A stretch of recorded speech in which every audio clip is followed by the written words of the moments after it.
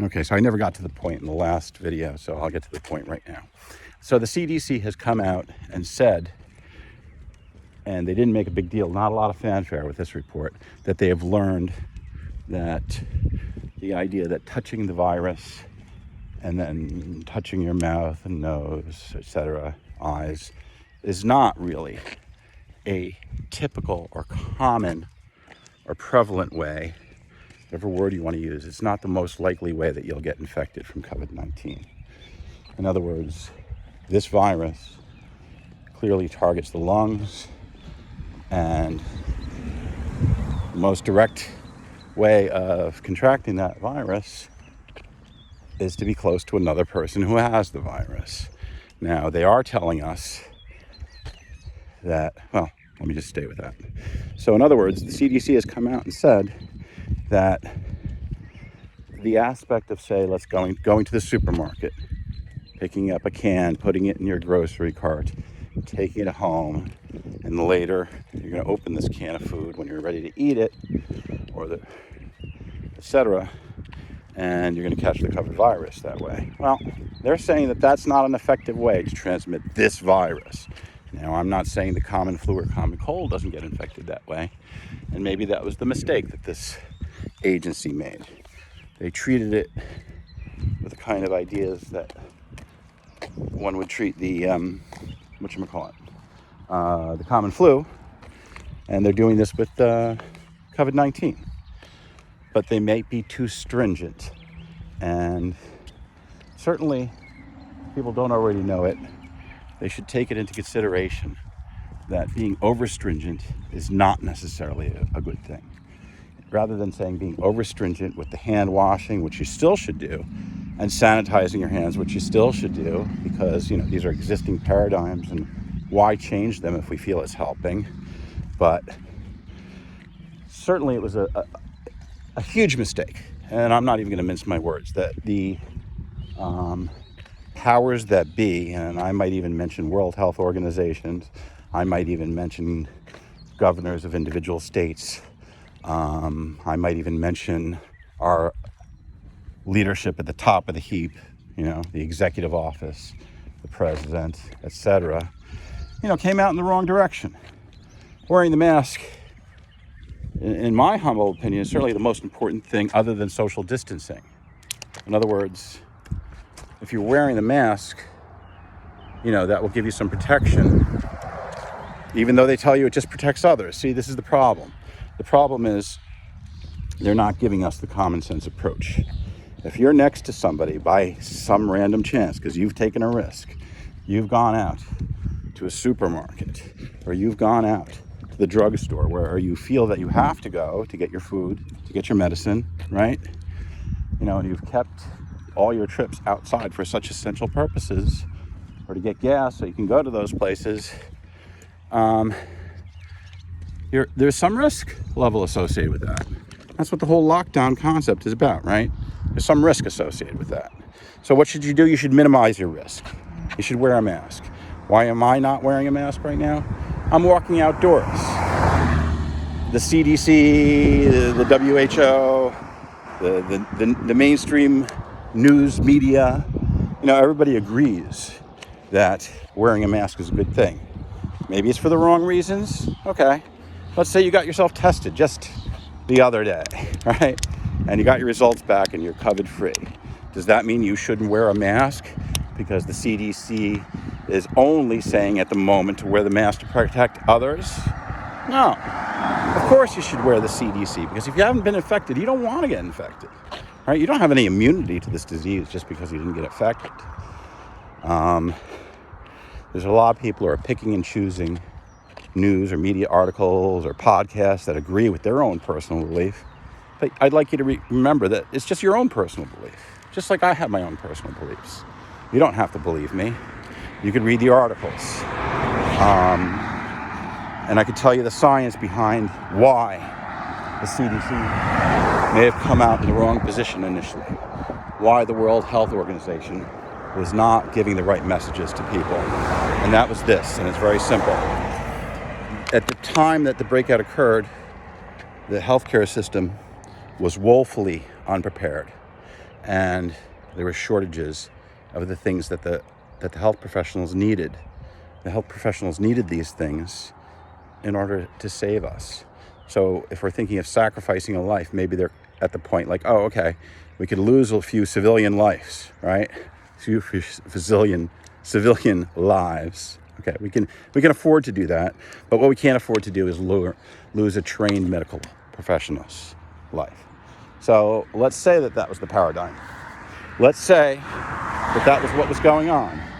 Let's agree that maybe they were foolish with their approach because they were worried that people were not going to just buy the more readily available disposable masks that before this virus outbreak occurred were available relatively cheaply, like a box of 50 for like $10 or less, let's say, because there were even shortages even in this basic thing, apparently, if I believe what I've read correctly. But more importantly, and this was their huge mistake, more importantly, the shortages, and everybody heard these, the N95 mask. Everybody's got N95 coming out of their eye, ears, and nose, right? If you listen to Cuomo, for sure. But you know what? Telling people not to buy masks because the health care professional needs them, I believe, in my opinion, has caused this pandemic to grow to greater proportions than it should have. And what's at stake here is this common sense that we believe that maybe everybody's born with or has or grew up learning. It's just not that common. Common sense is not that common. I don't know if you agree with me on that, but if people have to listen to the radio expert that they trust or the TV commentator that they trust, it just means that they don't have the common sense working for them. Now, maybe my common sense regarding this is a little stronger or better than others because I happen to know something with the respiratory therapy days and the precautions against the AIDS pandemic, et cetera, at the time. I'd like to also mention that it was enough for me to realize, hey, I value my health, life, and safety much more than that job, right? I can get another job, but I can't get another set of good health. You know what I mean?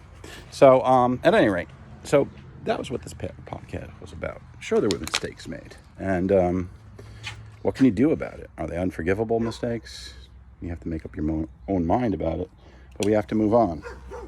Well, here I managed to work up a sweat. I was hoping not to, because I did leave the house at 8. If I wanted a nice cool walk, I might have had to have left the house at 6. I'm hoping that after I cool off or take a shower or whatever I'm going to do to deal with all this sweat, I'm going to be better off, feeling more energetic for the rest of my day.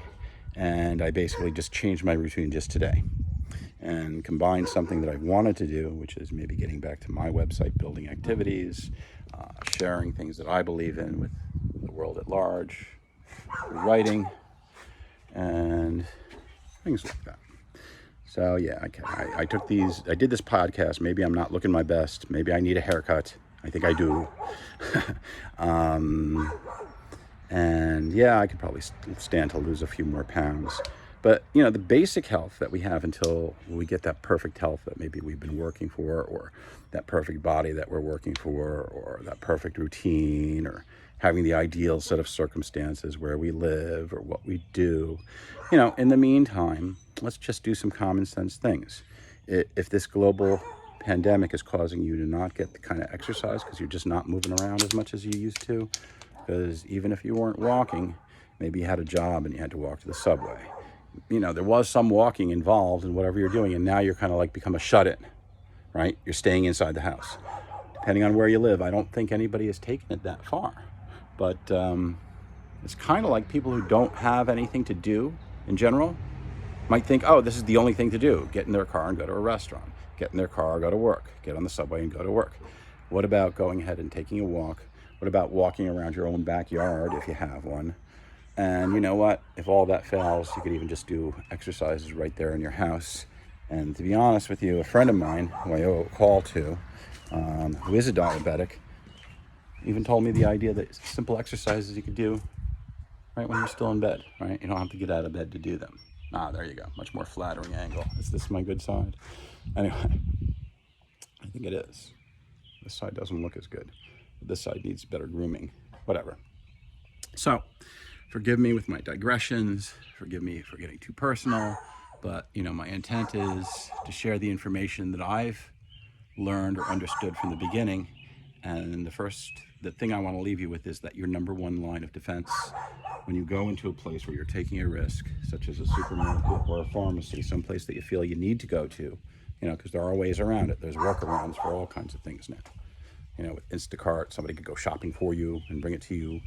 And you could have mail order prescriptions, etc. All that stuff already exists anyway. But if it's something that you just do and you need to do that, and that's part of, what keeps you normal or happy, then you know what?